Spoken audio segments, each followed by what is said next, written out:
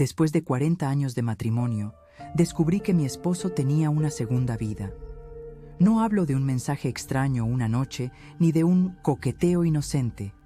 Hablo de una estructura paralela entera, horarios que no cuadraban, explicaciones que se repetían demasiado, facturas que no correspondían con lo que yo veía, hasta que, un día, una puerta que nunca había querido abrir se quedó entreabierta para mí y ya no hubo forma de volver a cerrarla. En esa puerta no solo encontré otra vida suya, encontré la mía detenida en una casa que habíamos construido juntos, para una historia que, al final, no era la misma para los dos. Si te quedas conmigo, voy a contarte cómo pasé de pensar que esa casa era el monumento de nuestro amor de toda la vida, a verla como el escenario donde me perdí a mí misma, y lo que decidí hacer con ella cuando, por fin, dejé de preguntarme qué iba a ser de nosotros y empecé a preguntarme qué iba a hacer de mí.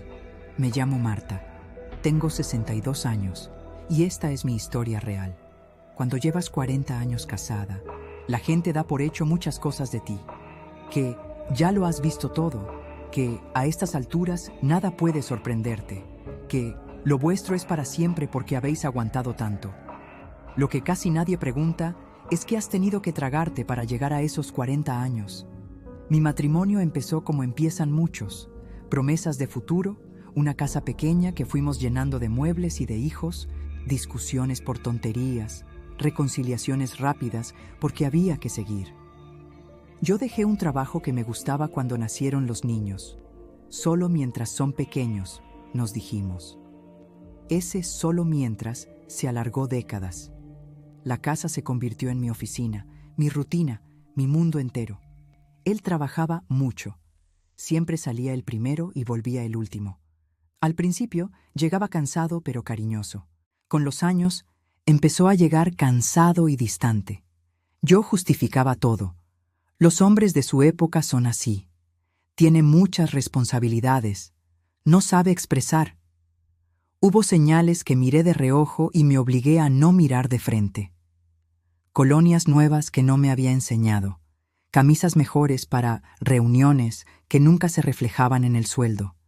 Domingos en los que necesitaba salir a despejarse, justo cuando yo quería que estuviéramos todos juntos.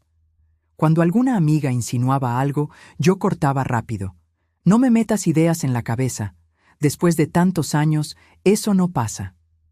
La grieta se abrió del todo por algo tan tonto como un recibo. Un día, ordenando papeles en el cajón del mueble del comedor, encontré un extracto de una tarjeta que yo no conocía. Compras en restaurantes donde nunca habíamos estado juntos, flores encargadas a domicilio, pagos recurrentes en una dirección de alquiler que no era la nuestra. Me quedé sentada con el papel en la mano, el corazón desbocado.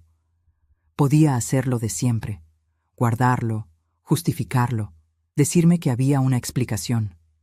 Esa vez no pude. Esa noche, cuando él llegó, lo esperé en la cocina. Le puse el papel delante. Pregunté con una voz que me sonó más firme de lo que me sentía. ¿Qué es esto? Su primera reacción no fue culpa, fue molestia. «Estás revisando mis cosas ahora», dijo. Como si el problema fuera mirar, no lo que había detrás. Negó. Minimizó. Dijo que eran gastos de trabajo, que yo no entendía, que no hacía falta que me metiera en eso. Pero su cara no resistía el interrogatorio. Le pedí una dirección, un nombre, una explicación concreta. No la tuvo. Lo único que tuvo fue un «no quiero hablar de esto ahora». La verdad completa no me la dijo él. La completé yo, con paciencia y con dolor. Busqué más extractos, más correos impresos por error, más pistas. Y un día, siguiendo una dirección que se repetía, me planté delante de un edificio en otro barrio. No toqué el timbre. Vi su coche aparcado. Vi la luz encendida en una ventana a la hora en la que él decía estar en una cena de empresa. No necesitaba ver más. Volví a casa distinta. Ya no tenía la duda, tenía la certeza. Mi esposo, después de 40 años de matrimonio, tenía otra vida. No sabía si eran 5 años, 10, 20. Solo sabía que había invertido tiempo, dinero y mentiras en algo que no éramos nosotros. Lo enfrenté de nuevo, esta vez sin mostrarle papeles. Sé que tienes otra vida, dije. Sé que hay otra casa, otra rutina. Durante un segundo lo vi bajar los hombros. Luego intentó hacer algo que a su edad dominaba bien, darme la vuelta. Después de todo lo que hemos vivido, ¿quieres tirar el matrimonio por la borda por un desliz? Dijo, desliz. A otra persona viviendo la vida de verdad con él la llamó desliz. Hubo gritos, hubo silencios, hubo noches sin dormir. Los niños, ya adultos, se vieron arrastrados al huracán. Unos me decían que lo dejara, otros que, a su edad, ¿qué vas a hacer? Yo me miraba al espejo y me veía vieja y joven a la vez, vieja para empezar de cero, joven para resignarme a morir en una mentira. La casa se convirtió en campo de batalla. Cada objeto tenía dos historias, la que habíamos construido juntos y la que ahora se reescribía con la palabra engaño. Él insistía en que lo importante era la familia, que no iba a dejar la casa, que podíamos seguir como estábamos. Para él, yo solo necesitaba acostumbrarme a la idea. Yo, en cambio, empecé a ver esas paredes de otra manera. Ya no eran el hogar, eran una especie de museo de la versión que él había decidido contar al mundo. El hombre de familia, la esposa abnegada, los hijos, el perro, las fotos. Su segunda vida no salía en los cuadros. Hubo un día, después de una discusión especialmente cruel, en el que me dijo, si quieres irte, vete. Pero esta casa no la tocas. La casa es mía. Mía, dijo, mía, como si yo no hubiera pasado 40 años limpiando, pagando, cuidando, sosteniendo.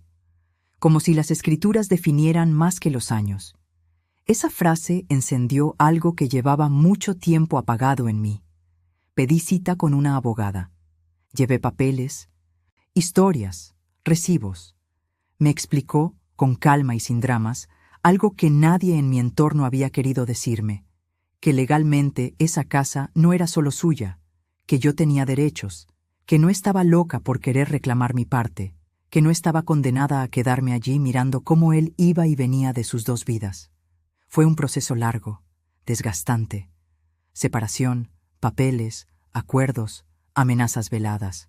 Él me dijo que estaba destruyendo a la familia, que los vecinos iban a hablar, que a nuestra edad no se hacen estas cosas. Yo pensaba, tú hiciste cosas a nuestra edad que yo nunca hubiera imaginado.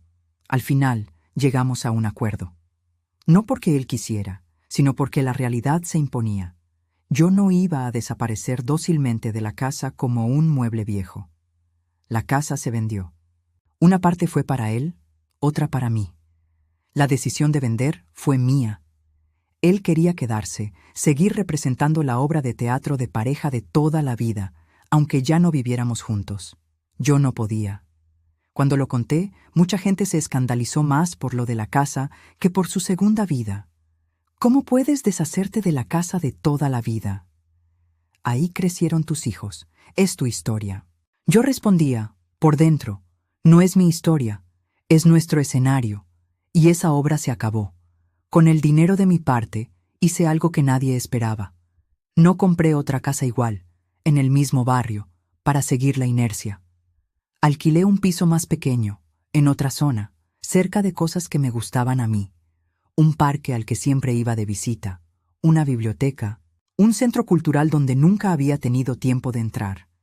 El resto lo guardé, lo invertí con asesoría, por primera vez pensando en mí y no en nosotros. La casa vieja, la de toda la vida, dejó de ser nuestra. Se convirtió en una dirección más. Pasé por delante alguna vez, por curiosidad. Tenía otras cortinas, otras plantas en el balcón, otras vidas. No me dolió como pensé. Me dolió menos que quedarme dentro fingiendo que seguía siendo el lugar donde éramos felices. Si tú estás escuchando esto y llevas media vida en una casa que te han hecho creer que no es tuya, porque el papel dice un nombre, porque él la pagó, porque sin él no tendrías nada. Quiero decirte algo, tu vida entera también es un aporte, aunque no salga en la hipoteca. 40 años de levantar la misma casa cada día cuentan. Y también tienes derecho a decidir qué hacer con ese lugar cuando descubres que lo que se vivía dentro no era lo que te contaron. Después de 40 años de matrimonio, descubrí su segunda vida. No pude borrar esa verdad, pero sí pude decidir qué hacer con el escenario donde había sostenido la mía. Nadie imaginó que yo sería la que diría «vendemos» cuando él juraba que nunca iba a mover ni un ladrillo. Nadie imaginó que usaría mi parte para construir, por primera vez, algo que se pareciera a mí y no a la esposa de. Hoy, mi casa es más pequeña, sí. Las paredes tienen menos fotos, pero las que hay, las he decidido yo. Hay menos muebles, pero más espacio para respirar. Cada vez que cierro la puerta por dentro, no me pregunto dónde está él ni con quién. Me pregunto cómo quiero pasar mi tarde.